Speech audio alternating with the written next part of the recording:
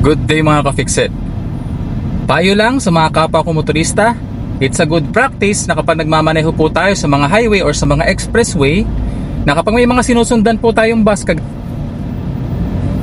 or truck, ayan, kagaya niyan, makikita nyo yan sa unahan, wag po kayong susunod sa lane kung saan sila nagmamaneho. Much better na lumipat kayo ng lane at iwasan nyo po sila. Nang sa gayon, kapag ka napahinto po sa toll booth or sa isang intersection, hindi po kayo nakasunod dun sa malaking truck or sa malaking bus. Kasi kung maaalala nyo po yung nangyari dun sa Esitex, yung disgrasya sa May Tarlac, na sandwich po in between sa dalawang malaking sasakyan, sa isang malaking truck at isang bus, yung dalawang sasakyan, yung SUV tsaka yung van. Nagsilbing anchor po kasi yung truck na nasa unahan. Sa sobrang bigat nun, napigilan po niya yung pag-usog dun sa lakas ng impact ng pagbangga ng bus dun sa dalawang sasakyan. So isipin nyo po sa pangyayari na yon, kung ang sinusundan po sana nila, kung nagkataon na nakasunod sila sa isang maliit na sasakyan kagaya ng sedan, hatchback, or kagaya nila na SUV or MPV, kahit papaano kung nabangga sila ng bus ay mapapausog paabante.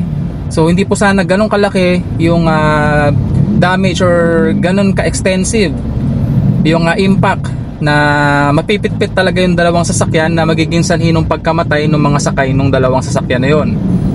So make it a habit, no? Kapag nagmamaneho tayo, iwasan po natin yung mga malalaking sasakyan, bus, truck, swing van, at wag po tayong tututok sa kanila, lalong lalo na kapag mga stoplights yan.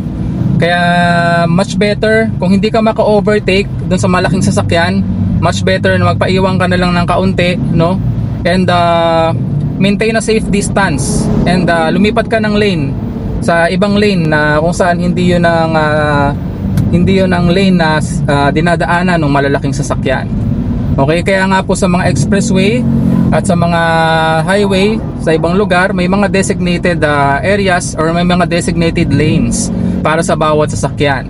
Merong sasakyan para sa motor, merong sasakyan para sa mga truck, mga bus, merong sasakyan para sa mga private vehicles.